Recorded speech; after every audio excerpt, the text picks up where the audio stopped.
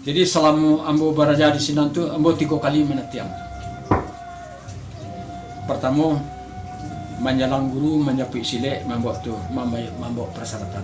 Dan kedua menatiang malih main. Dan ketiga meminta pandang. Nah, kini baraliah kami minta pandang. Jadi orang menjadi bahasa silek tu identik dengan ilmu kebatinan. Memang ilmu identik dengan ilmu kebatinan silek. Zaman dulu. Jadi mana tiang ketiga ko meminta pandang maja pandang.